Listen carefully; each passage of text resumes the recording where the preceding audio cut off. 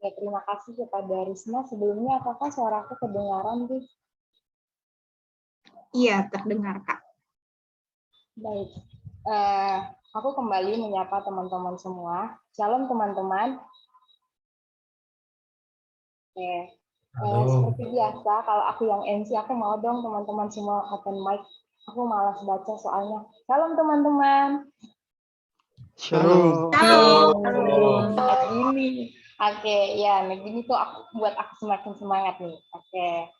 Nah, sebelum memulai ibadah kita pada sore hari ini, aku mengajak teman-teman untuk mengambil tempat yang kondusif dan yang nyaman, tentunya yang ada jaringannya juga ya.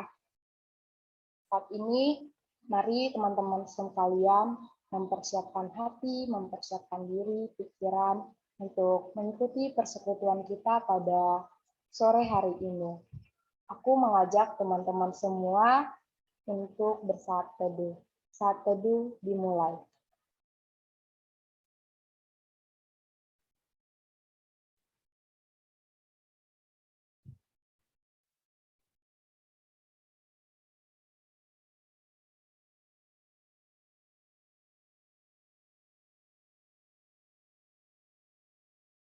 Allah Bapa yang bertata di dalam kerajaan surga, sungguh kami ya Tuhan bersyukur pada hari ini ya Tuhan, di mana Kau telah menyertai aktivitas kami di sepanjang hari sampai sore hari ini ya Bapa.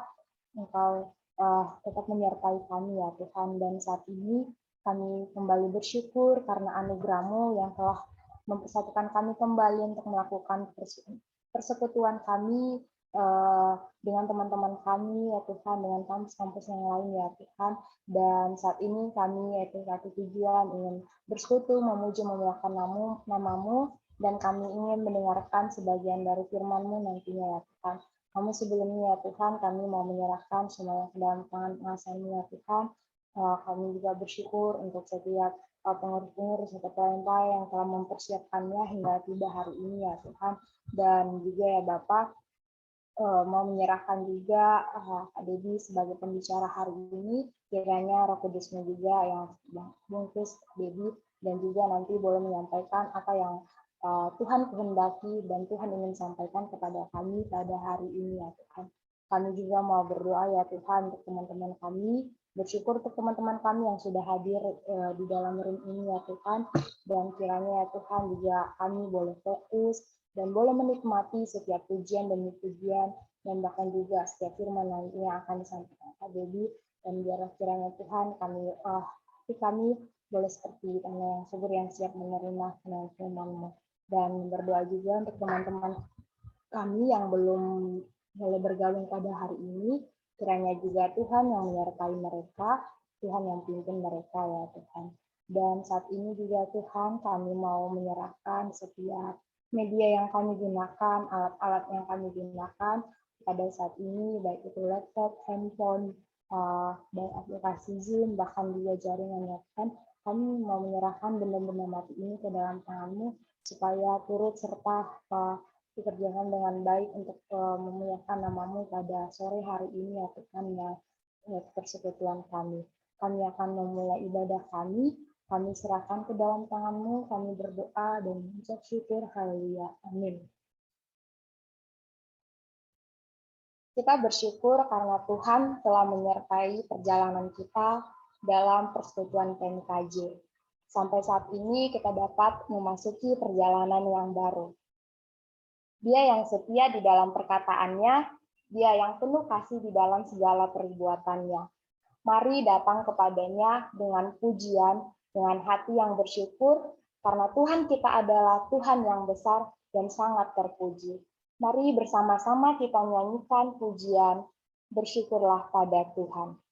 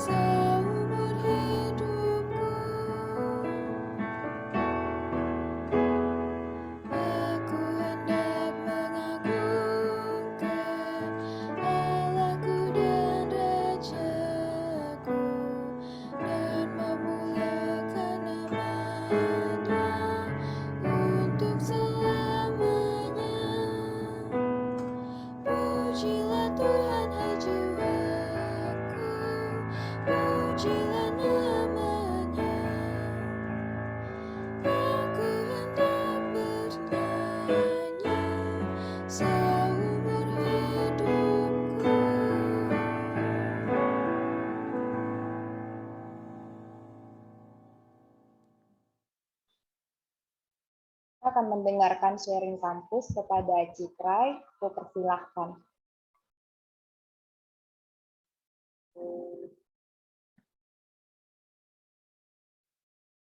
Oke, sebelumnya aku pastikan dulu apakah suaraku terdengar. Terdengar, Citrai. Terdengar. Oke, Kak. Jadi, shalom semua. Selamat sore. Ini adalah perdana aku ikut ambil pelayanan di PMKJ. Sangat bersyukur bisa belajar bersama para abang kakak di PMKJ.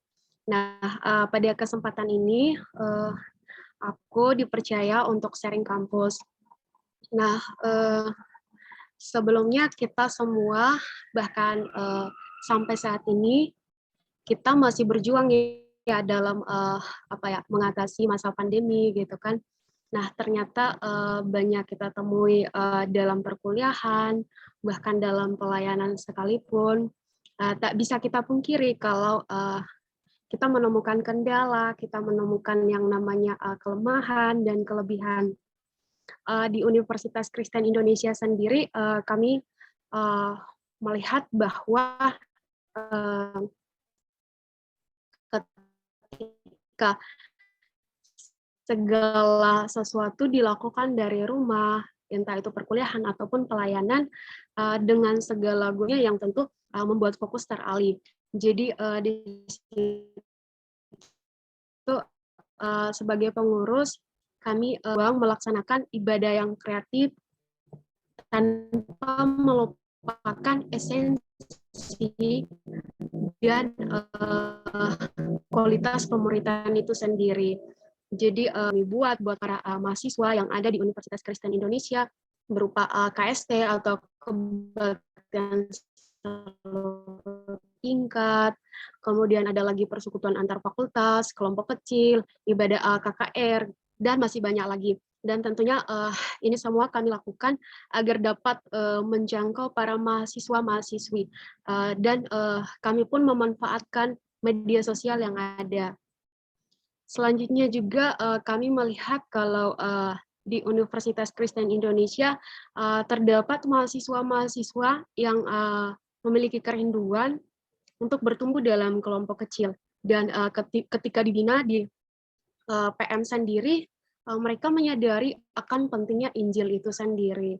Jadi sangat bersyukur walaupun dengan segala tantangan, yaitu pada masa pandemi ini ternyata masih ada orang-orang yang punya kerinduan untuk dilayani gitu kan.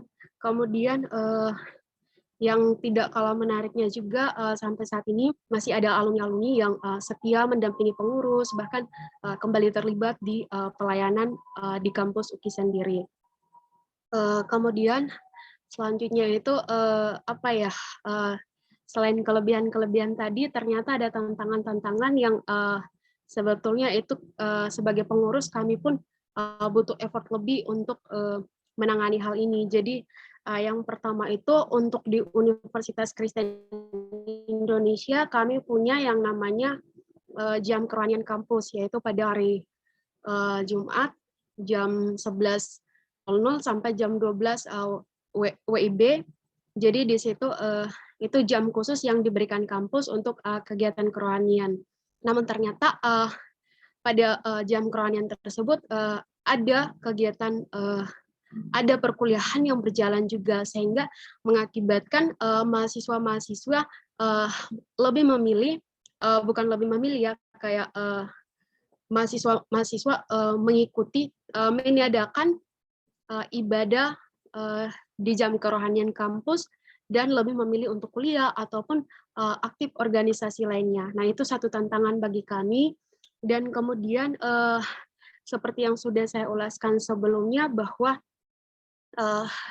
banyak terdapat mahasiswa-mahasiswa yang punya kerinduan untuk dilayani dalam kelompok kecil. Namun ketika kelompok kecil itu berjalan, kami pun mendapati kalau kelompok kecil itu berjalan kurang optimal.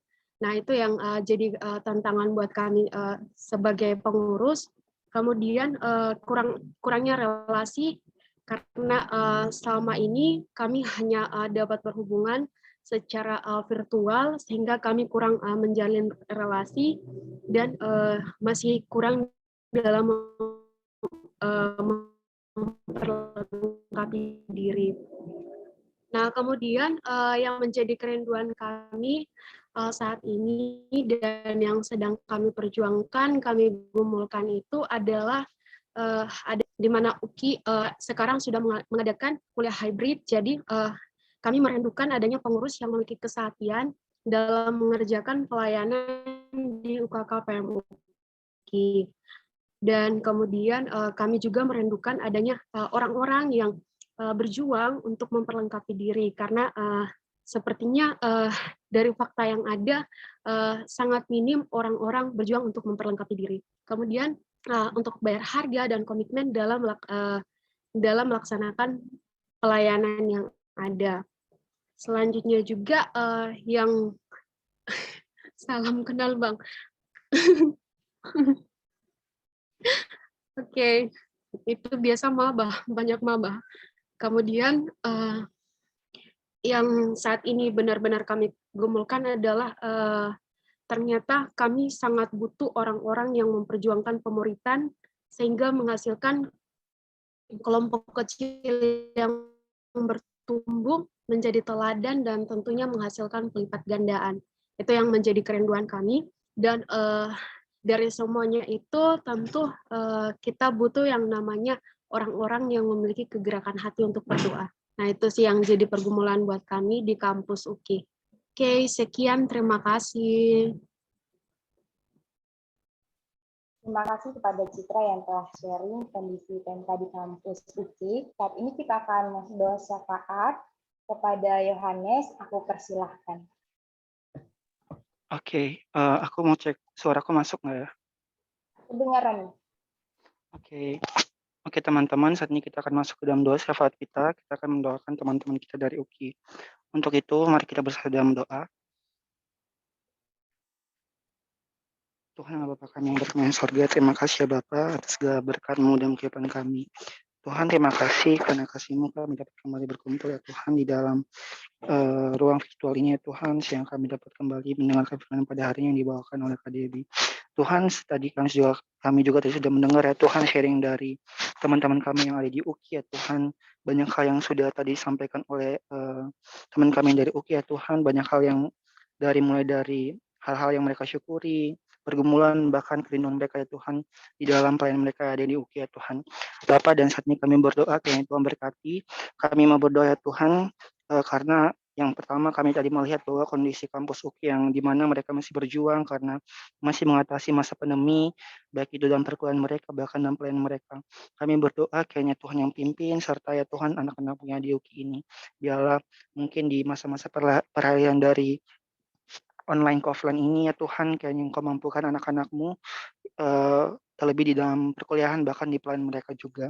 Kami juga mau berdoa karena kami juga mau bersyukur ya Tuhan, karena walaupun di tengah-tengah eee, masa online ini, tapi para pengurus mau tetap berjuang ya Tuhan, karena mau melaksanakan ibadah yang kreatif, yang mungkin sebisa mereka ya Tuhan. Bahkan mereka juga mau berjuang tanpa harus mengurangi esensi dari ibadah itu, bahkan dari pemuridan sendiri yang ada di kampus mereka. Dan kami juga mau bersyukur ya Tuhan, karena bahkan di tengah-tengah online ini juga masih ada mahasiswa Kristen UKI yang masih mau dimuridkan, bahkan mau dilayani juga. Kami juga mau bersyukur akan hal itu.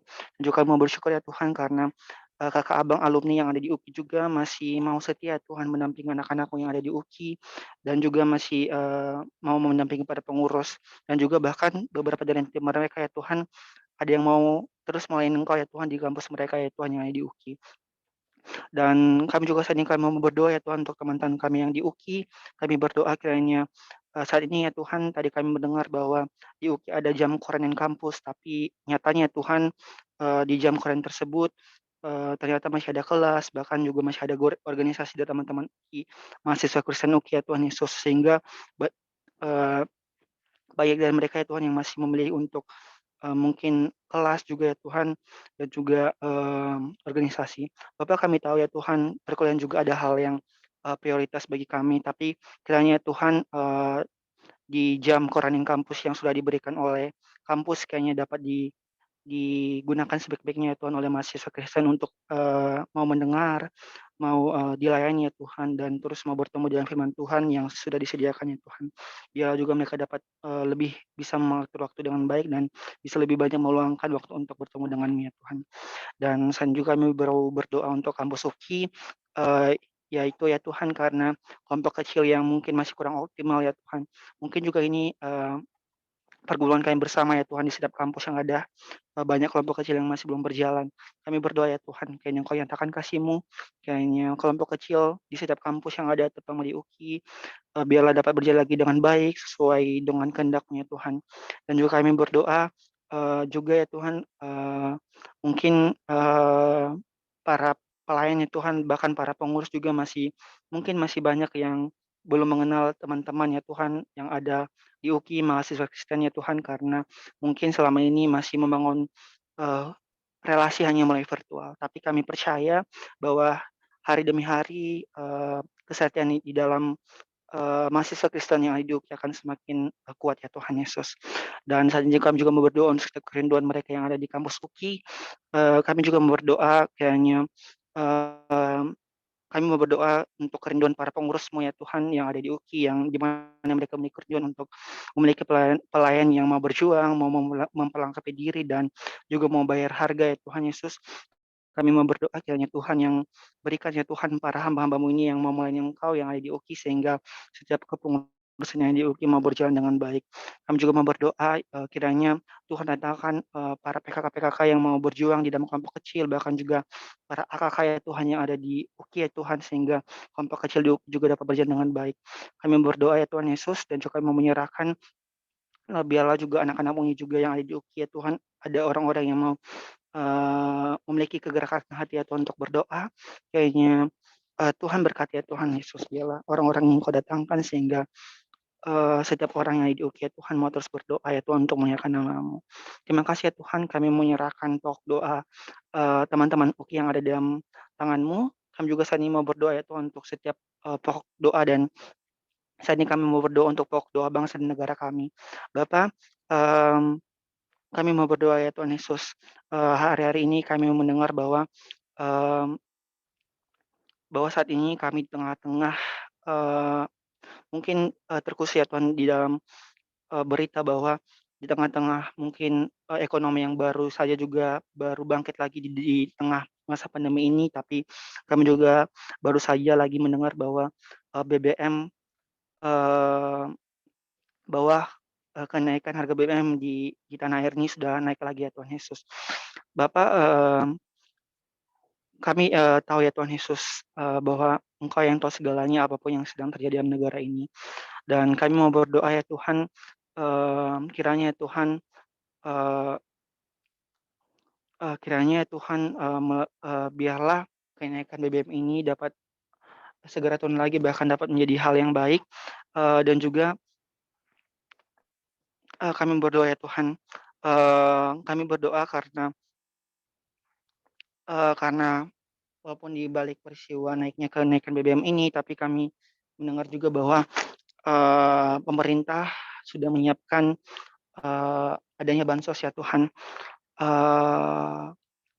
Bansos ini diberikan karena untuk dalam rangka menjaga daya beli masyarakat dengan kenaikan sejumlah kebutuhan pokok yang di mana salah satunya adalah BBM. Kami mau berdoa ya Tuhan kiranya melalui program yang diberikan oleh pemerintah ini yang dapat melindungi kami ya Tuhan para masyarakat yang di mana berpotensi terdampak gejolak kenaikan harga-harga bahan kebutuhan pokok dan bahan bakar minyak ya Tuhan. Kiranya juga bantuan ini dapat tepat sasaran ya Tuhan, dapat sesuai dengan orang-orang yang memang sedang membutuhkan ya Tuhan di tengah kenaikan semua harga yang ada di negara kami ini. Dan kami mau menyerahkan dalam tangan-Mu ya Tuhan pokok doa bangsa negara kami. Terima kasih ya Tuhan, Engkau baik ya Tuhan, Engkau akan mendengar setiap pergumulan dari anak-anak-Mu ini, dan kami mau menyerahkan semua dalam tangan. Inilah setiap pokok doa kami serahkan tangan-Mu. Terpujilah Engkau ya Tuhan. Di dalam nama Tuhan Yesus Kristus kami telah berdoa dan mengucap syukur. Haleluya. Amin. Terima kasih kepada Yohanes yang telah membawakan doa syafaat pada hari ini. Kita akan masuk dalam sesi firman Tuhan. Teman-teman, peta perjalanan hidup kita jadi grogi. Peta perjalanan dalam PMKJ kita pada hari ini seperti yang teman-teman lihat. Maaf, kita akan mendengarkan warta. Kepada yang bertugas, dipersilahkan.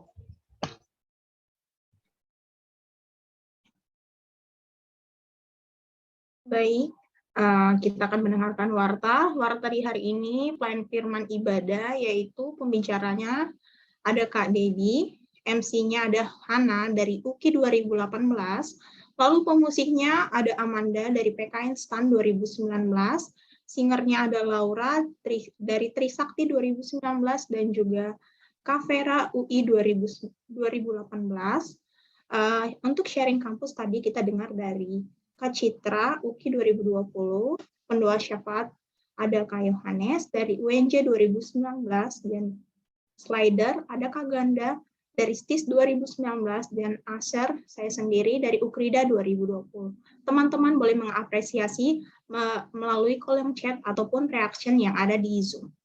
Next, perjalanan untuk PMK kita, PMKJ hari ini, kita dapat lihat pada layar, yaitu hari ini kita membahas tentang introduksi hakim-hakim.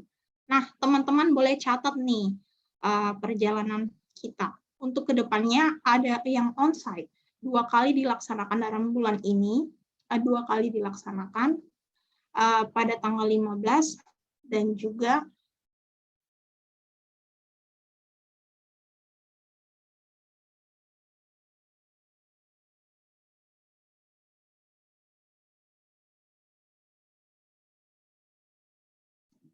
maaf.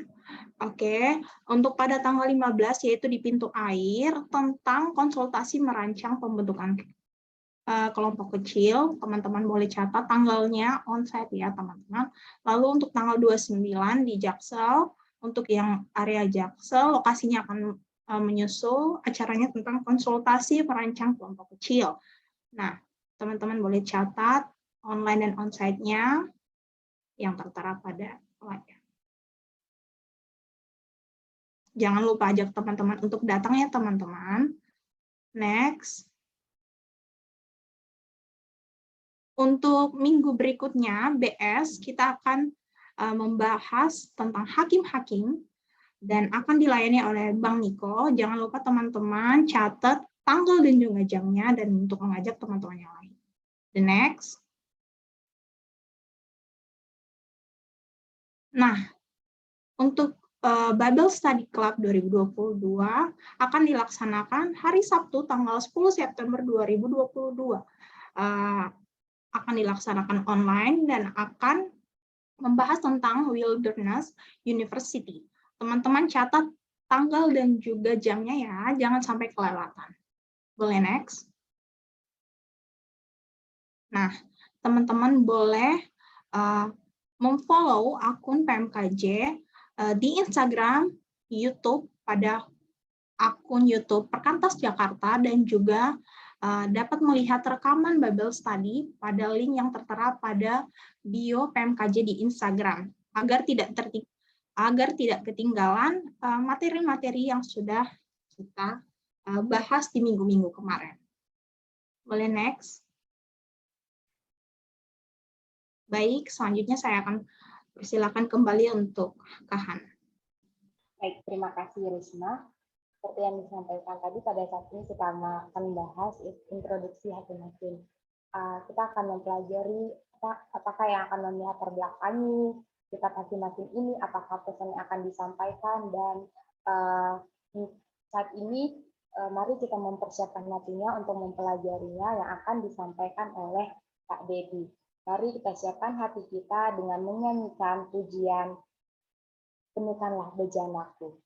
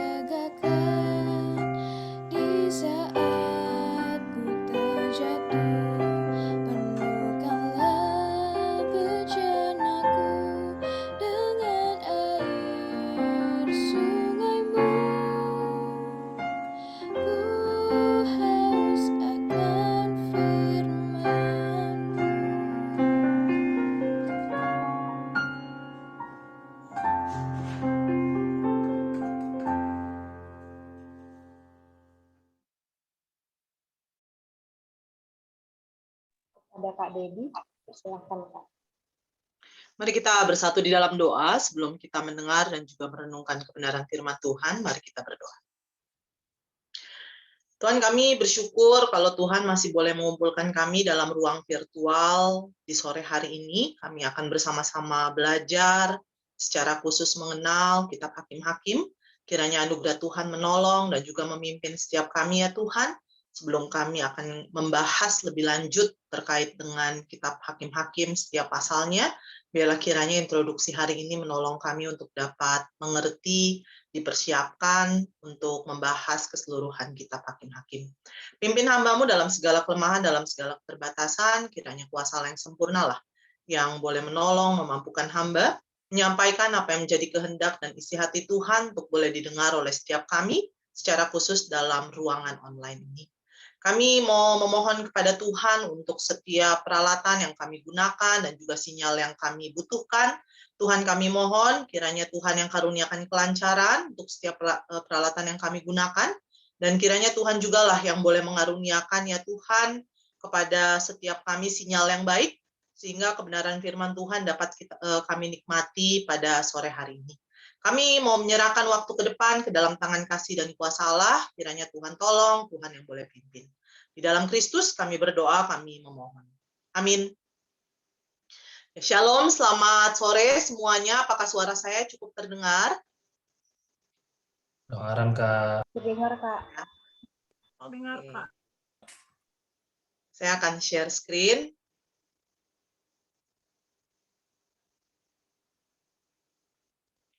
Ya.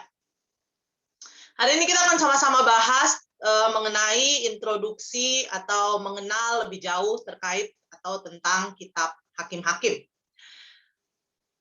Sebentar ya. Ya, berbicara tentang kitab Hakim-Hakim tentu nggak bisa terlepas dari kata hakimnya, ya. Nah, kalau misalnya kalian, teman-teman, boleh mendengar atau pernah mendengar tentang kata hakim, Kalau mendengar kata hakim, kira-kira apa yang terpikir oleh kalian kalau mendengar kata hakim? Boleh ya, kalau ada yang mau open mic silakan, kalau ada yang mau nulis di chat juga boleh silakan. Ketika mendengar kata hakim, kira-kira apa yang ada di pikiran? Oke, persidangan, adil,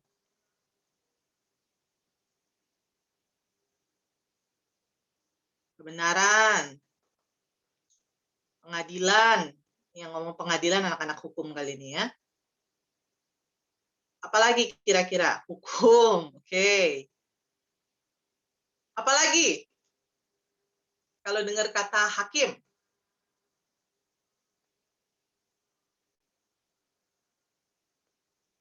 Jubah hitam, wig putih. Oke, kesetaraan, ketok palu, judge, yaitu nama lain ya. Pihak yang menentukan benar atau salah. Oke. Seimbang. Meja hijau. Oke. Ya, thank you untuk responnya ya semuanya ya. Ya memang kalau mendengar kata hakim, biasanya hal-hal inilah yang terpikir gitu ya, yang keluar. Nah, dalam KBBI sendiri, Kamus Besar Bahasa Indonesia, yang dimaksud atau yang didefinisikan dengan kata hakim itu, kalau membuka Kamus Besar Bahasa Indonesia ada 3. Ya. Definisi hakim menurut Kamus Besar Bahasa Indonesia itu yang pertama adalah orang yang mengadili perkara. Ya, jadi hakim adalah orang yang mengadili perkara, baik dalam pengadilan ataupun juga ya di dalam Mahkamah Agung ataupun juga di dalam mahkamah. Ya. Lalu kemudian definisi berikutnya adalah pengadilan, dan definisi lainnya adalah juri, penilai dalam perlombaan dan sebagainya. Jadi nggak ada ya yang kalau ngedengar kata hakim itu langsung menuju atau langsung terpikir lomba gitu ya, karena memang biasanya kita gunakan kata juri. Tapi ternyata juri, penilai dalam hal ini menurut Kamus Besar Bahasa Indonesia itu setara artinya dengan kata hakim. Ya, jadi hakim itu ya bisa juga disebut sebagai juri, penilai gitu ya, bahkan dalam perlombaan. Makanya kalau misalnya ngedengar kata hakim, nggak heran ya kalau misalnya yang terlintas di dalam pikiran kita adalah gambar ini, gambar yang biasanya profesi seorang hakim, ya profesi hukum, ya. Seperti sebagaimana digambarkan oleh gambar ini ya, yang bilang ketok palu ya, tapi ini hakimnya nggak pakai jubah hitam tapi nggak pakai wig putih ya. Ya, tapi inilah kira-kira mungkin yang terlintas dalam pikiran kita ketika mendengar kata hakim. Namun, kata hakim dalam kitab Hakim-Hakim memiliki arti yang lebih luas. Dalam kitab Hakim-Hakim sendiri, nama hakim sebenarnya mencerminkan sebuah aktivitas publik dan atau tugas para pemimpin. Khususnya pada waktu itu dalam masa sulit dan dalam masa-masa penindasan. Dalam kurang lebih beberapa waktu ke depan, teman-teman kita akan sama-sama belajar terkait dengan kitab Hakim-Hakim ini. Kisah dari para hakim yang ada. Dan hari ini kita akan sama-sama melihat terkait dengan kenapa hakim-hakim ini bisa ada, ya, kenapa ada kitab hakim-hakim. Nah, latar belakang ini mungkin kalau kita lihat harus jauh dari sebelum kitab hakim-hakim itu sendiri ada. Sebagaimana kita tahu, kalau teman-teman membaca secara khusus sejarah Israel, maka teman-teman kita akan melihat bagaimana dalam sejarah Israel, Tuhan itu selalu memberikan pemimpin. Tuhan selalu menghadirkan pemimpin bagi umat, ya, umat Israel. Dan kalau kita perhatikan sejarah pembentukan Israel menjadi sebuah bangsa, itu diwarnai oleh setidaknya 3 periode kepemimpinan. Kira-kira apa aja? Kalau ditanya gitu ya, masih ingat nggak kira-kira periode kepemimpinannya apa aja? Boleh, silakan. Ini kita nggak kuis ya, nggak apa-apa ya. Yang terpikir aja, kira-kira periode kepemimpinannya yang pernah didengar, yang pernah tahu tuh apa aja?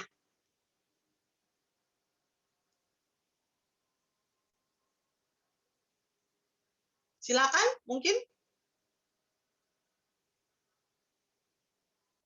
Sedang berpikir kali ya.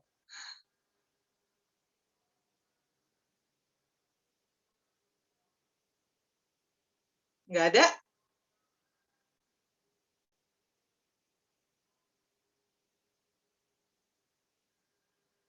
Oke, Musa, Yosua, hakim-hakim, Nabi, hakim, raja. Oke, ada lagi?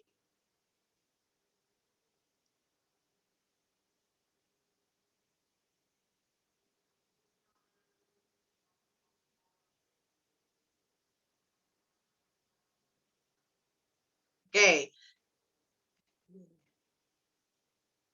Ya, kalau kita lihat secara utuh dalam sejarah Israel, ini ngomongin sejarah Israel ya. Sejarah Israel, maka kita akan melihat setidaknya sampai dengan sebelum pembuangan, maka kita akan melihat ada 3 periode kepemimpinan. Kepemimpinan yang pertama itu adalah kepemimpinannya Musa dan Yosua. Kepemimpinan Musa dan Yosua terjadi,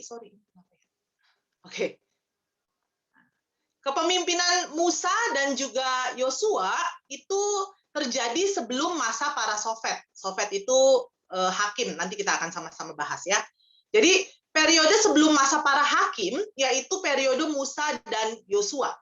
Dalam masa atau periode Musa dan Yosua, maka dalam periode ini Tuhan memanggil para Musa untuk memimpin umat keluar dari tanah Mesir dan memakai Yosua untuk membawa umat masuk dalam tanah perjanjian atau tanah Kanaan.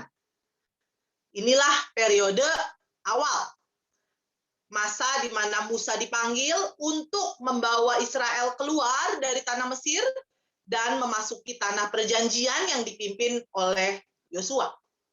Lalu kemudian periode lainnya adalah periode setelah para hakim, yaitu periode kepemimpinan para raja. Sehingga periode para Sofet atau para hakim itu adalah periode yang terjadi di antara sesudah Yosua sebelum para raja. Sesudah Yosua dan sebelum para raja. Kalau kita perhatikan dalam Hakim-Hakim pasalnya yang kedua, ayat 10 dan juga ayatnya yang ke-16, maka kita akan sama-sama melihat bagaimana periode ini terjadi setelah Yosua mati. Nah, setelah Yosua mati, bangkitlah generasi baru yang tidak mengenal Tuhan ataupun perbuatan yang dilakukan bagi orang Israel. Ya, saya bacakan dalam Hakim-Hakim pasal 2 ayat 10 dinyatakan demikian. Seluruh angkatan itu dikumpulkan kepada nenek moyangnya. Ini angkatan-angkatan sebelum, ya, sebelum angkatan yang tidak mengenal Allah. Bangkitlah sesudah mereka itu angkatan yang lain yang tidak mengenal Tuhan ataupun perbuatan yang dilakukannya bagi orang Israel.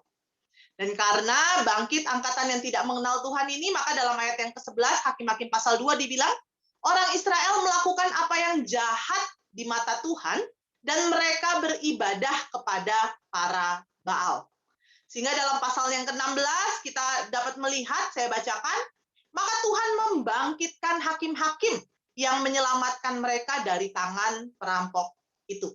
Ya, jadi periode para hakim ini terjadi dalam masa antara, ya, sebelum masa kerajaan, sesudah masa Yosua, Musa dan Yosua, ya. Dan ini merupakan periode transisi sebelum Israel memasuki sebuah bentuk pemerintahan yang baru, yaitu kerajaan. Ya.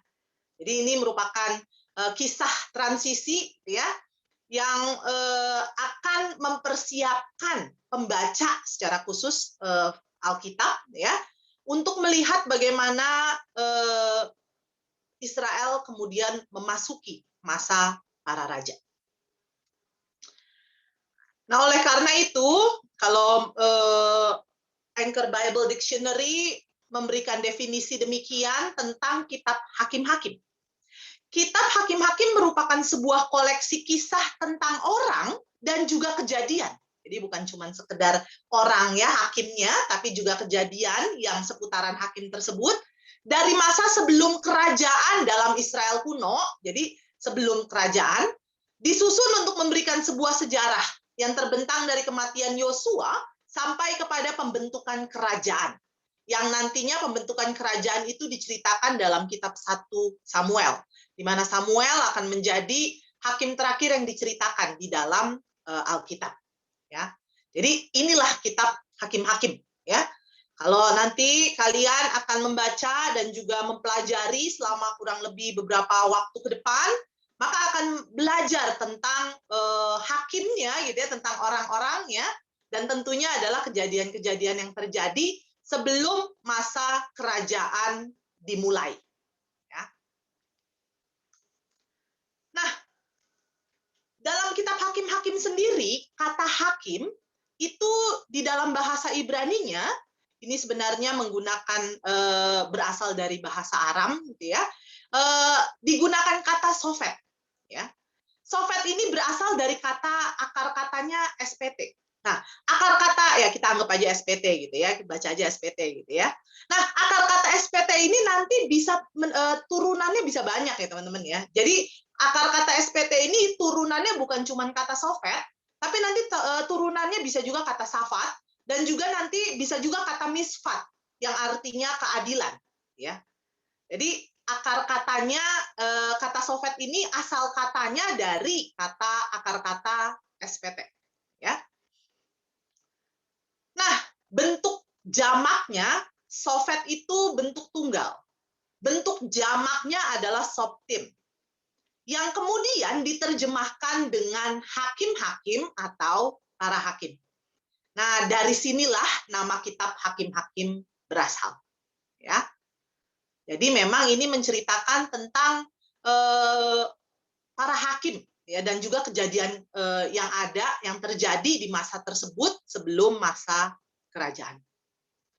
Nah, sofet sendiri, akar katanya dan penggunaannya itu secara khusus di dalam literatur kuno dan juga di dalam Perjanjian Lama adalah seperti ini, ya. Ya, kalau kata sofet sendiri sebenarnya di dalam Alkitab versi bahasa Inggris itu secara seragam diterjemahkan dengan kata judge, kalau versi bahasa Inggrisnya. Nah, Alkitab bahasa Indonesia itu menerjemahkannya dengan kata hakim. Sebagaimana kita tahu, kitab Hakim-Hakim diterjemahkannya dengan kata hakim. Namun dalam Perjanjian Lama, makna kata sofet ini sebenarnya lebih luas dari sekedar kata hakim yang ada dalam pikiran kita, yaitu hakim dalam konteks profesi hukum, hakim dalam konteks persidangan pengadilan. Jadi ini lebih luas sebenarnya kata hakim ini. Nah, akar kata SPT, tadi ingat ya, sofet itu berasal dari akar katanya SPT. Nah, akar kata ini mengacu pada mengadili, tindakan mengadili, tapi juga mengacu pada tindakan menguasai atau memerintah sebuah wilayah. Makanya maknanya itu lebih luas dari sekedar hakim tanda kutip. Hakim tanda kutip itu maksudnya hakim dalam artian profesi hukum yang sebagaimana kita ketahui saat ini, ya. Karena sebenarnya kalau melihat dari akar katanya, Sofet itu sendiri sebenarnya mengacu pada bukan hanya pada mengadili, tapi juga mengacu pada sebuah tindakan atau aktivitas menguasai dan memerintah sebuah wilayah. Nah, bagaimana kata Sofet ini di dalam kitab Hakim-Hakim? Ingat ya, nanti jangan bingung Sofet itu apa gitu ya. Sofet itu hakim dalam bahasa Ibrani, ya. Dalam kitab Hakim-Hakim, seorang hakim, Sofet, itu seringkali dilihat sebagai profesional hukum yang berperan untuk mengadili ataupun menyelesaikan perkara hukum. Hal ini mungkin terjadi karena aktivitas atau kata kerja Safat, jadi Sofet itu adalah kata bendanya gitu ya, kalau bisa dibilang hakim kata bendanya, Safat itu kata kerjanya, yaitu menghakimi, memerintah tadi ya. Kata kerja Safat yang dilakukan oleh para tokoh di dalam kitab Hakim-Hakim ini biasanya diterjemahkan dengan menggunakan frase X menghakimi Israel sekian tahun. Jadi ketika ada kata hakim, lalu kemudian kata kerjanya juga digunakan kata menghakimi. Nah, wajarlah kalau misalnya pembaca Alkitab kemudian berpikir, oh hakim di dalam kitab Hakim-Hakim itu sama dengan profesional hukum sebagaimana yang kita kenal dalam masa sekarang. Ya. Padahal kembali lagi kata ini lebih luas artinya daripada sekedar menghakimi. Frase menghakimi itu dapat ditemukan ya di beberapa ayat ya, di dalam Hakim-Hakim pasal 3 ayat 10, pasal 4 ayat 4, pasal 10 ayat 2. Jadi teman-teman bisa lihat ya. Saya bacakan saja di Hakim-Hakim pasal 3 gitu ya. Ayatnya yang ke-10 dibilang seperti ini. Ini adalah masanya Otniel ya. Di dalam masanya Otniel dibilang roh Tuhan menghinggapi dia dan ia menghakimi orang Israel. Jadi memang kata yang digunakan itu menghakimi Israel. Ya. Jadi selalu digunakan katanya menghakimi Israel. Sehingga menghakimi Israel ini kita langsung punya pemikiran bahwa menghakimi dalam konteks persidangan, dalam konteks pengadilan. Padahal tidak demikian. Karena kata atau frase menghakimi Israel ini sebenarnya juga memiliki nada, memiliki arti memerintah Israel. Ya. Jadi kalau kita lihat dari akar katanya, maka kita tidak bisa cuman bilang bahwa kata menghakimi ini dalam konteks profesi ataupun juga tindakan hukum. Tapi juga dapat berarti memerintah. Ya. Sehingga nanti kalau hal ini sangat penting, karena nanti kalau kita mau bahas kitab Hakim-Hakim, mau berbicara tentang kepemimpinan, kalau misalnya dalam pikiran kita hakim itu menghakimi dalam konteks persidangan gitu ya, di mana letak kepemimpinannya? Nanti bakalan berpikirnya kayak begitu ya. Padahal kalau kita lihat dari akar katanya, kita akan menemukan bagaimana sebenarnya hakim gitu ya, Sofet ini itu bukan sedang berbicara tentang profesi hukum, tetapi sedang berbicara tentang memimpin dan memerintah Israel. Nah, karena itu terjemahan yang mungkin lebih sesuai seharusnya bukan X menghakimi Israel, tetapi X memimpin. Ya, X memimpin.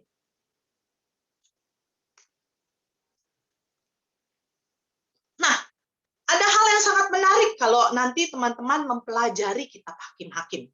Karena dalam kitab Hakim-Hakim ada sebuah formulasi atau alur kisah. Nah, alur kisahnya tuh biasanya standar dalam kitab Hakim-Hakim ya. Jadi nanti kalau misalnya teman-teman pelajari hakim demi hakim gitu ya, tokoh hakim demi hakim di dalam kitab Hakim-Hakim, kalian akan menemukan ada sebuah formulasi atau kisah yang sangat standar. Apa standarnya atau formulasi standarnya tuh apa? Nah, ini ya. Kisah dalam dibangkitkannya seorang hakim gitulah ya. Kisah yang ada dalam kitab Hakim-Hakim ketika seorang hakim dibangkitkan biasanya dimulai dengan kejahatan Israel. Israel melakukan kejahatan. Ya. Sehingga ketika Israel melakukan kejahatan, maka yang terjadi adalah Allah menghukum Israel. Ya. Israel menjauh dari Allah, karena ingat tadi ya, bahwa yang dipimpin oleh hakim-hakim ini adalah angkatan yang tidak mengenal Allah, angkatan setelah Yosua yang tidak mengenal Allah. Dan mereka melakukan kejahatan karena mereka tidak mengenal Allah tadi, ya. Dan kemudian Allah menghukum. Hukuman Allah hukuman Allah dilakukan melalui bangsa lain, ya. Selalu seperti itu, hukuman Allah dilakukan melalui bangsa lain akan menindas mereka akan mengalami penindasan dari bangsa lain. Lalu kemudian biasanya yang terjadi adalah Israel berseru kepada Tuhan meminta pertolongan. Ini merupakan alur kisah yang sangat umum dapat ditemui di dalam kitab Hakim-Hakim. Israel melakukan kejahatan, Allah menghukum melalui bangsa lain, lalu kemudian Israel berseru, lalu kemudian Allah membangkitkan hakim. Allah membangkitkan hakim untuk menolong membebaskan Israel. Sehingga ketika hakim bangkit, Israel dibebaskan, shalom dalam artian kedamaian pun tercipta. Namun, nanti setelah hakimnya mati, gitu ya, biasanya yang terjadi adalah siklusnya balik lagi. Israel kembali melakukan kejahatan, lalu kemudian Allah kembali menghukum. Jadi ini sebuah siklus yang biasa kalau misalnya kita membaca dan mempelajari kitab Hakim-Hakim pasti nanti akan ditemukan, ya. Jadi inilah yang biasanya terjadi, ya, siklus yang biasanya terjadi. Nah, dari siklus ini kita bisa melihat bahwa hakim dalam kitab Hakim-Hakim ini tidak hanya berperan sebagai seorang pemimpin, tidak hanya berperan sebagai orang yang memerintah Israel, tapi mereka juga adalah orang yang dipilih Allah untuk menyelamatkan Israel dari penindasan bangsa lain, ya, dari penindasan bangsa lain. Ya, teman-teman, kalau kita perhatikan ketika mereka memasuki tanah Kanaan, maka kita akan dapat melihat dari kisah Yosua juga, gitu ya. Ada beberapa bangsa yang tidak ditaklukkan oleh Israel, ya. Dan kemudian yang terjadi ya bangsa-bangsa yang tidak ditaklukkan itulah yang Tuhan pakai untuk menghukum Israel yang melakukan dosa ataupun kejahatan, ya.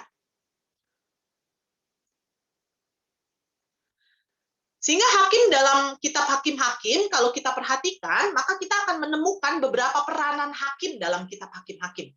Mereka adalah pemimpin perang. Teman-teman kalau misalnya membaca kitab Hakim-Hakim, maka mungkin kalian akan menemukan banyak sekali kisah tentang peperangan dan kekerasan, ya.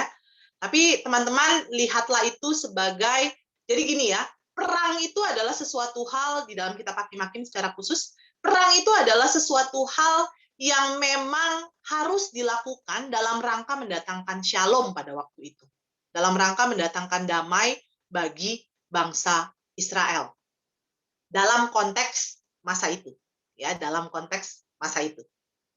Jadi hakim itu juga adalah memiliki peranan sebagai pemimpin perang. Nanti teman-teman bisa baca ya dalam Hakim-Hakim pasal 2 ayat 16 tadi kita sudah baca. Lalu kemudian dalam Hakim-Hakim pasal 3 ayat 10. Tapi mereka juga punya peranan untuk memerintah. Mereka juga kalau kita perhatikan di dalam Hakim-Hakim pasal 4 ayat 4 ada Deborah di situ yang memberikan keadilan, ya, yang melakukan tugas untuk menjadi hakim beneran memutuskan perkara, ya. Dan mereka juga adalah penyelamat Israel atau pahlawan lah. Jadi sebenarnya hakim-hakim ini bisa dibilang adalah pahlawan. Kisah hakim-hakim itu kisah kepahlawanan sebenarnya. Karena mereka itu adalah juga penyelamat Israel, ya, dari tangan musuh. Nah, kira-kira seperti inilah siklusnya yang tadi saya bilang, ya. Israel memberontak kepada Allah, Allah kemudian marah dan menggunakan penindasan dari musuh yang adalah bangsa lain. Lalu kemudian umat berseru, mereka bertobat. Lalu kemudian untuk menyelamatkan umat, Tuhan membangkitkan seorang hakim yang terpilih. Lalu kemudian mereka menang dan terciptalah kedamaian.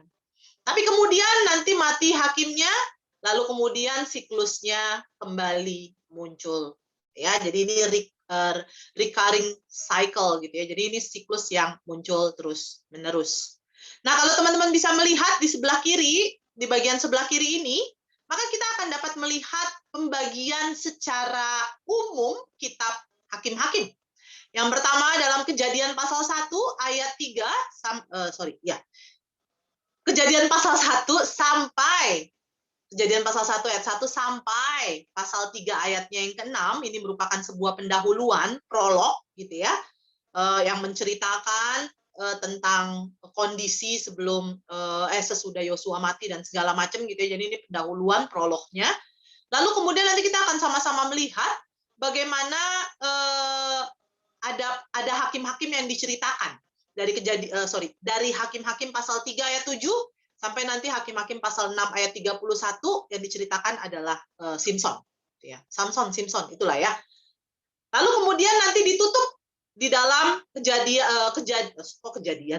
Hakim-Hakim pasal 17 sampai dengan Hakim-Hakim pasal 21. Nah, ini kejadian di Hakim-Hakim pasal 17 sampai 21 memang merupakan sebuah kejadian yang sangat-sangat mengerikan gitu ya. Tetapi ini dituliskan untuk membawa kita pembaca melihat memang dibutuhkan seorang pemimpin. Dan disitulah nanti akan masuk dalam kepemimpinan raja. Ya.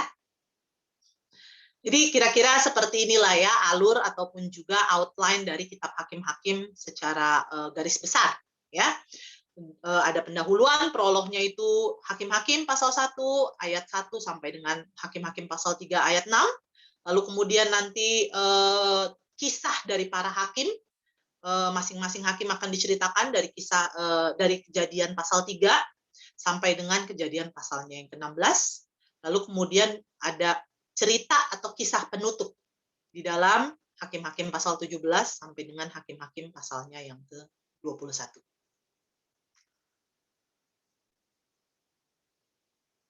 Nah, dalam kitab Hakim-Hakim, seorang Sofet adalah seorang yang diberikan Allah untuk memimpin atau memerintah umat dalam masa transisi. Sebelum kepemimpinan Musa dan sesudah kepemimpinan Musa dan Yosua, sebelum kepemimpinan para raja. Tadi saya udah sampaikan ya akan hal ini. Nah, para Sofet ini berperan sebagai seorang pemimpin yang memerintah. Sebagaimana Musa dan Yosua ditunjuk untuk memimpin memerintah Israel, demikian juga para Sofet ini dipilih, dipanggil, dibangkitkan kalau katanya ya, kata-kata yang digunakan dibangkitkan oleh Allah untuk memimpin dan memerintah umat dan juga para raja nantinya. Dan dalam kapasitasnya sebagai seorang pemimpin, para Sofet ini juga berperan sebagai pemimpin perang. Mereka juga berperan menjadi penyelamat umat dan dari penindasan musuh. Nah, Sofet dalam kitab Hakim-Hakim ini harus dilihat sebagai seorang pemimpin suku Israel tertentu atau pemimpin beberapa suku Israel di beberapa kota tertentu. Tapi nampaknya bukanlah pemimpin atau penyelamat Israel secara keseluruhan. Kalau nanti teman-teman akan membaca kisah raja-raja sampai dengan Raja Daud, maka di situ akan ada sebuah kalau bisa dibilang unity of Israel di bawah kepemimpinan Daud. Ya. Jadi kesatuan Israel di bawah kepemimpinan Daud, makanya Daud menjadi raja yang sangat tanda kutip dikenal gitu ya. Dan juga mungkin kalau bisa dibilang diagung-agungkan gitu ya oleh orang Israel, karena dalam masa kepemimpinan Daudlah Israel mengalami kesatuan, bersatu. Ya. Sehingga dalam masa hakim-hakim ini, Israel pada waktu itu masih hidup secara tersegmentasi gitu ya, dalam masyarakat yang terbagi-bagi berdasarkan wilayah, karena kan mereka itu mengambil wilayahnya masing-masing gitu ya, hidup di wilayahnya masing-masing suku ya, masing-masing suku Israel ya.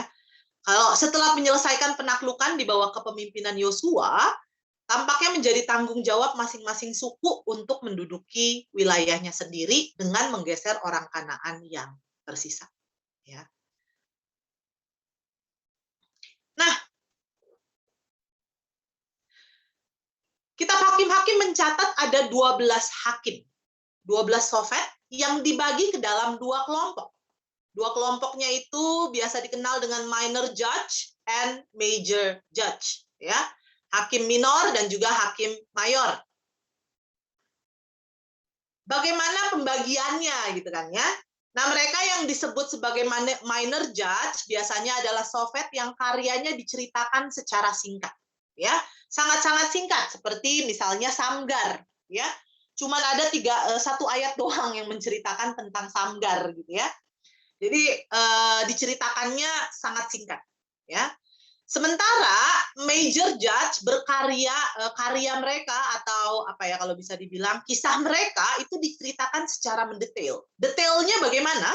Detailnya itu biasanya adalah mulai dari kemunculan sebagai seorang hakim, sebagai seorang sofet, sampai dengan tindakannya memimpin perang dan bahkan sampai menyelamatkan Israel. Ya, karena itu major judge biasa juga dikenal dengan penyelamat Israel. Ya, jadi inilah minor judge itu biasanya adalah diceritakannya secara singkat, major judge itu biasanya diceritakannya secara mendetail. Nah, kira-kira semoga kelihatan ya. Kira-kira inilah ya. Yang sebelah kiri sini nih yang ini nih yang tidak terlalu terlihat, inilah minor judge gitu ya. Jadi hakim-hakim yang diceritakannya singkat-singkat gitu ya. Nah, yang di sebelah kanan ini, dari Othniel sampai dengan Samson, nanti itu diceritakannya secara utuh biasanya, gitu ya, dari bagaimana mereka dipanggil oleh Allah, lalu kemudian bagaimana mereka melakukan aksi penyelamatan, sampai dengan nanti ujung-ujungnya berhasil menyelamatkan Israel. Ya, ini adalah 12 hakim Israel yang dituliskan kisahnya di dalam kitab Hakim atau kitab para hakim. Ini ya, kira-kira 12 hakim Israel ya. Ada Othniel, Ehud, Samgar, Deborah, Gideon, Tola, Yair, Yefta, Ibzan, Elon, Abdon, Samson. Ya, dan ini kira-kira tanggal dan juga tahun ya. Tahun mereka menjabat ya. Siapa aja opresornya atau penindasnya, bangsa yang dipakai untuk menindas? Nah, ini ya. Ada Mesopotamia, ada orang-orang Moab, ada Filistin, ada Kanaan, ada kaum Midian, ada Amon ya. Lalu kemudian juga Filistin. Nah, memang yang paling banyak nih kalau kita lihat si Amon ya. Ya inilah kira-kira kalau mau melihat secara garis besar terkait dengan 12 hakim Israel yang di dalamnya terbagi menjadi hakim-hakim mayor dan juga minor, major judge dan minor judge. Nah, para sofet dalam kitab hakim-hakim ini dibangkitkan, diberikan oleh Allah. Mereka biasanya diberikan otoritas dari Allah, bukan biasanya, pastinya. Diberikan otoritas dari Allah dan disertai oleh Allah untuk memerintah dan berkuasa atas umatnya. Secara khusus di dalam masa-masa penindasan dan juga di dalam masa-masa mereka mengalami kesukaran. Teman-teman, apa yang bisa kita pelajari ya secara khusus hari inilah.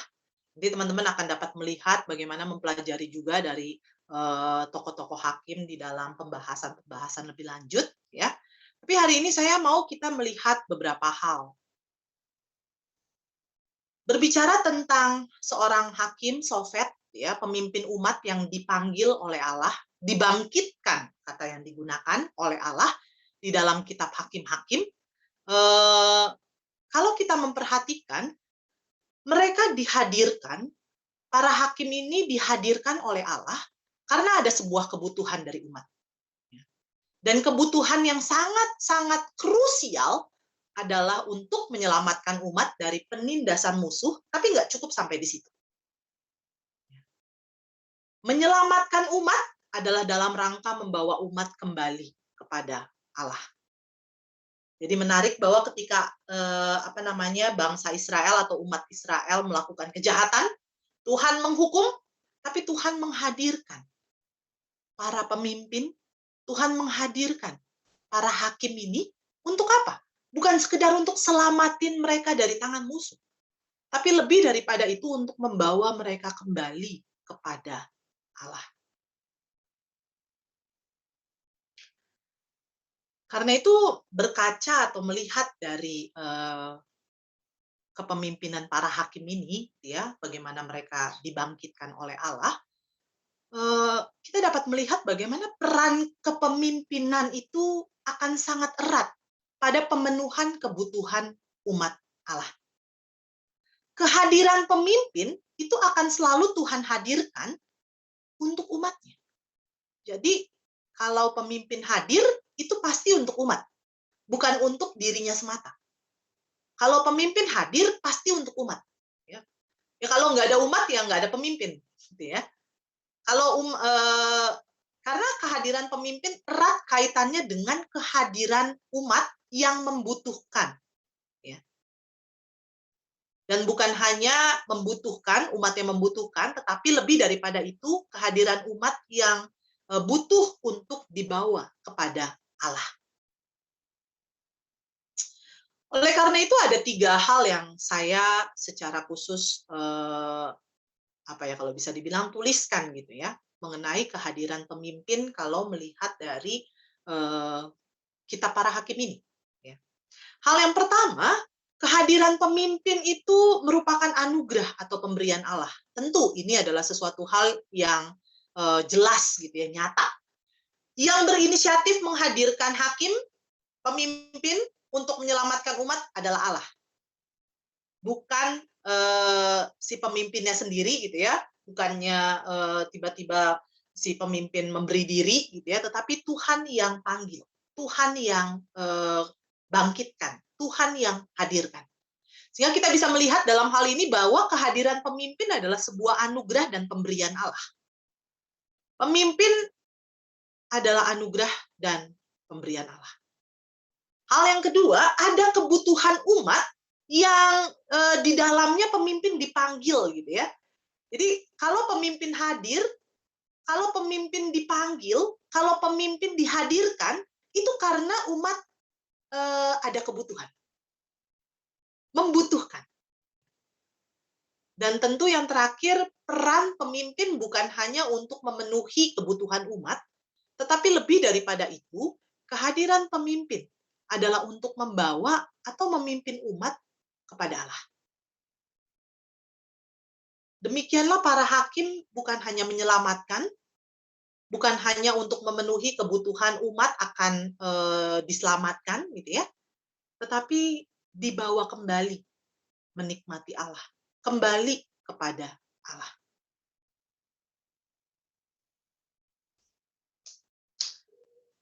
Bagaimana kepemimpinan kita di PMK?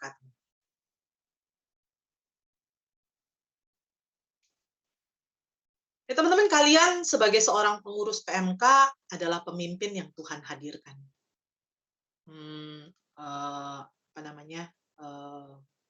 Sen Senjaya gitu ya. Sen Senjaya di dalam bukunya bilang leadership is about function gitu ya.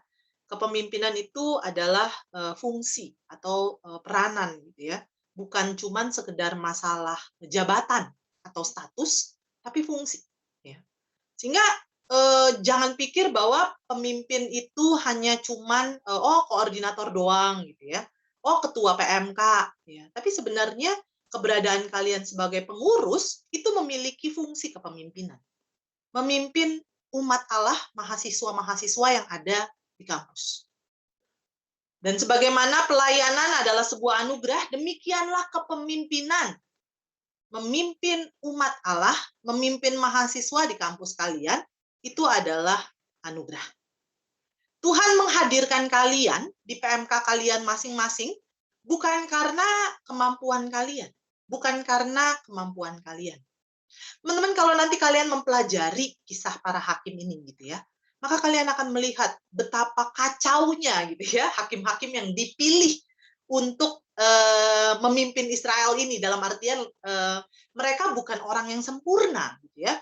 Mereka bukan orang yang sempurna. Ada aja hal-hal yang kurang, ada aja kekurangan-kekurangan mereka. Tetapi Tuhan pakai mereka, Tuhan pilih mereka untuk memimpin umatnya.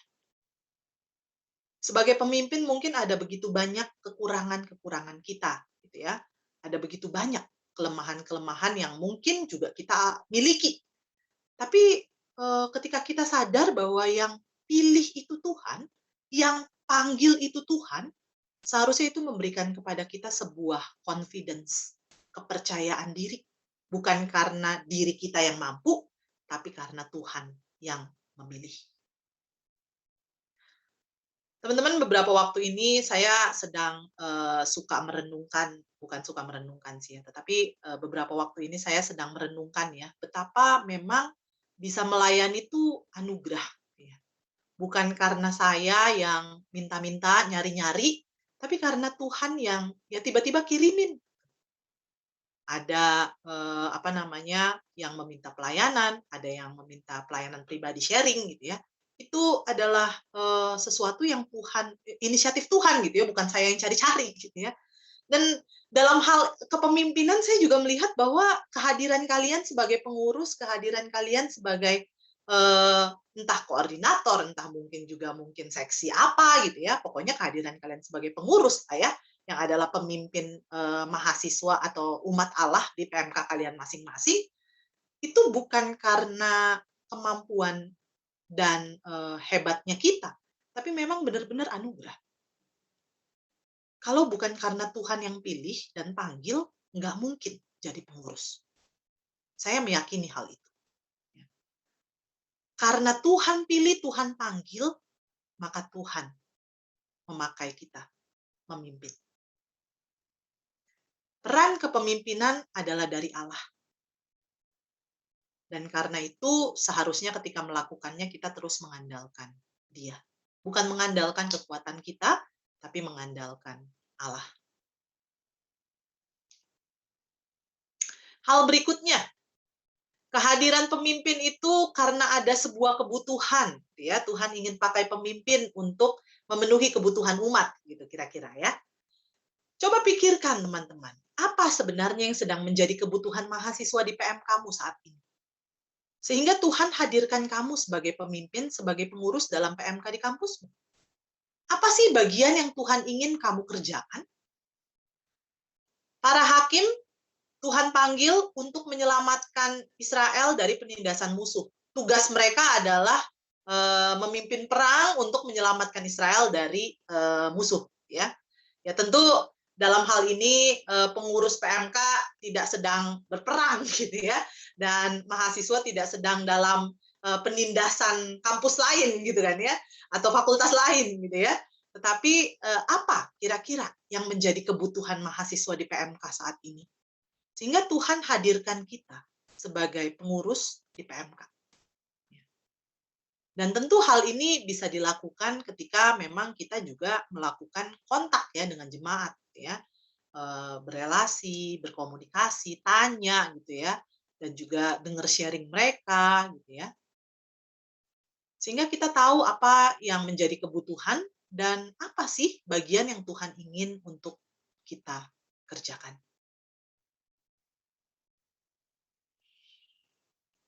Hal utama dari kehadiran pemimpin adalah untuk membawa umat kepada Allah. Ini adalah hal yang nggak boleh kita lupakan. Teman-teman, kalau kalian diberikan anugerah melayani sebagai pengurus, kalau kalian dipanggil untuk memimpin mahasiswa di kampus kalian, itu semua adalah dalam rangka membawa mahasiswa umat Allah kepada Allah. Sehingga seharusnya dalam peranan kepemimpinan yang kita lakukan, dalam peranan ataupun juga tugas kepemimpinan yang kita lakukan, baik sebagai pengurus ataupun juga dalam jabatan sebagai koordinator, ya, kita harus memikirkan kira-kira hal-hal apa ya yang dapat kita dan juga teman-teman pengurus kita itu pikirkan dalam rangka membawa mahasiswa mengenal Allah dan bertumbuh di dalam Dia.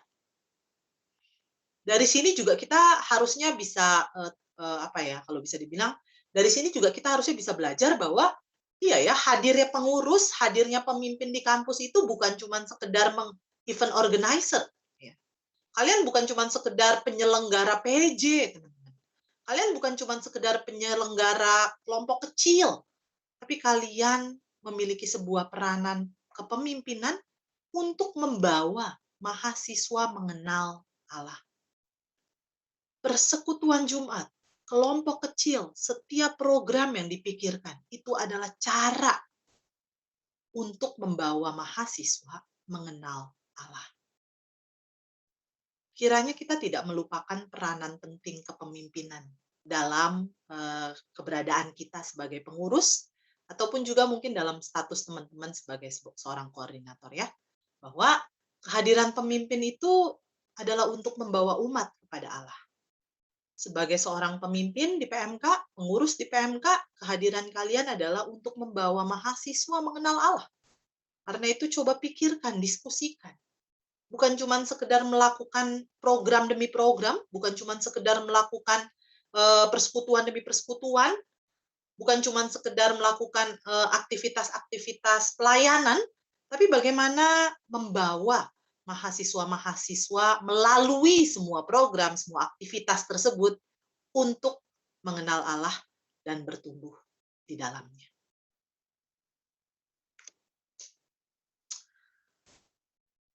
Teman-teman, ketika Allah memanggil para hakim untuk memimpin, Dia menyertai mereka. Demikianlah, kalau Allah memanggil kalian, baik mungkin teman-teman ada yang sudah pengurus baru, baik teman-teman yang mungkin saat ini masih menunggu regenerasi, gitu ya. Biarlah kiranya terus-menerus menyadari bahwa Allah yang memanggil kita memimpin umatnya adalah Allah yang akan menyertai kita juga.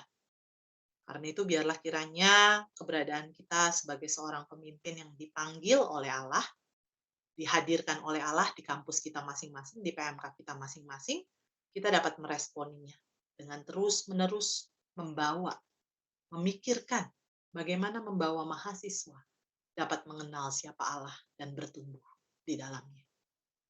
Mari kita berdoa.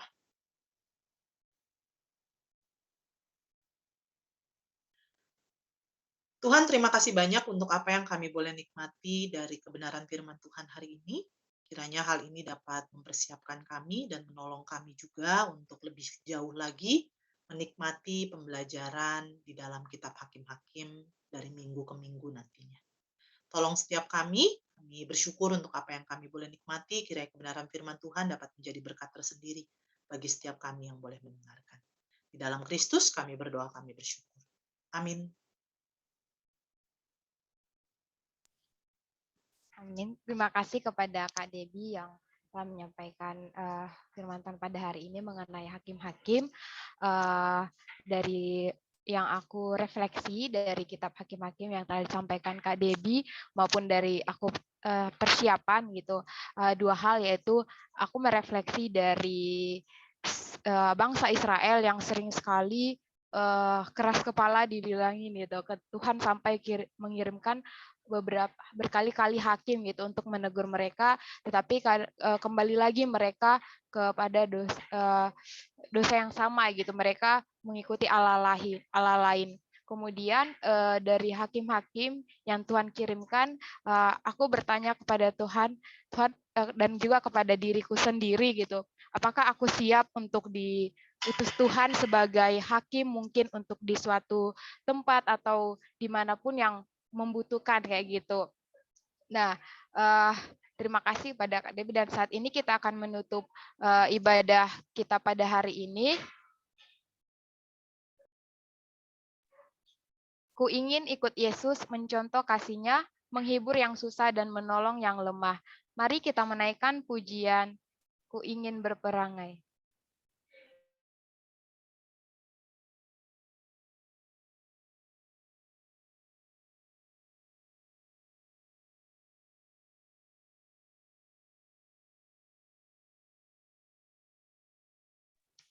Oke, sebelumnya apakah suaraku kedengaran? Oh, oke, mohon tunggu sebentar ya teman-teman.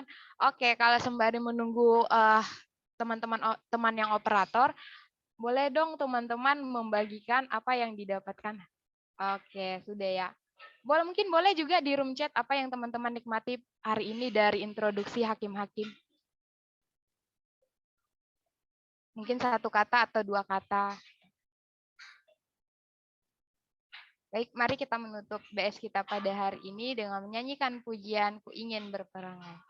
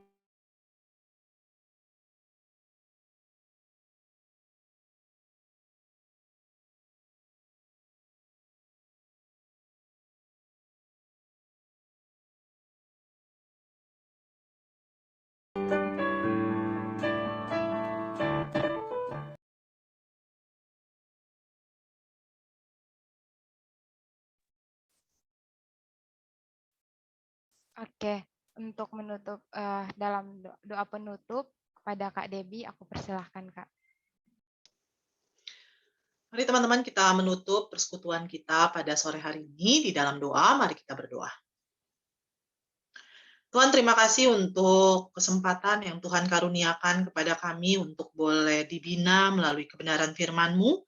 Kami percaya setiap kebenaran firman Tuhan yang boleh ditaburkan, Engkau ya Tuhan yang kiranya boleh terus-menerus mengakarkannya dalam hati kami, sehingga itu dapat bertumbuh dan berbuah nyata juga dalam kehidupan kami.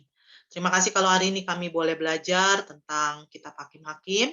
Kami berdoa biarlah kiranya kami sebagai pemimpin yang Tuhan boleh panggil di kampus kami masing-masing, kami pun boleh menjadi seperti bagaimana kitab Hakim-Hakim nyatakan, kami boleh membawa mahasiswa-mahasiswa yang ada di kampus kami secara khusus untuk boleh semakin mengenal dan juga mengalami Kristus di dalam kehidupan mereka.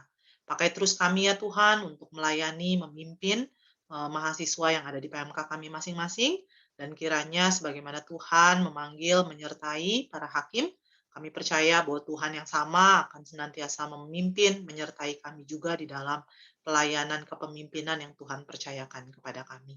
Baik kami sebagai pengurus, baik kami sebagai PKK, baik kami sebagai pelayan, kami percaya Tuhan Engkau yang terus-menerus akan memakai kami dan juga menolong kami di dalam kami melayani, memimpin umat-Mu, mahasiswa yang ada di kampus kami, boleh semakin mengenal siapa Engkau dalam hidup mereka. Terima kasih ya Tuhan untuk apa yang kami boleh nikmati. Kami menyerahkan diri kami masing-masing kepada Tuhan. Tolong kami, setiap kami yang hadir di sini juga, kiranya kami boleh terus setia menikmati pembahasan demi pembahasan dari kitab Hakim-Hakim ini, sehingga kami juga boleh semakin belajar lebih dan lebih lagi terkait dengan kepemimpinan yang Tuhan kehendaki untuk kami kerjakan. Terima kasih ya Tuhan, kami bersyukur dan kami menyerahkan diri kami masing-masing ke dalam tangan kasih Allah, di dalam Kristus, Tuhan dan Juru Selamat kami yang hidup, kami berdoa, kami bersyukur kepadamu. Amin. Terima kasih Kak Debbie. Terima kasih teman-teman semua. BS kita hari ini telah selesai. Aku kembalikan kepada pengurus.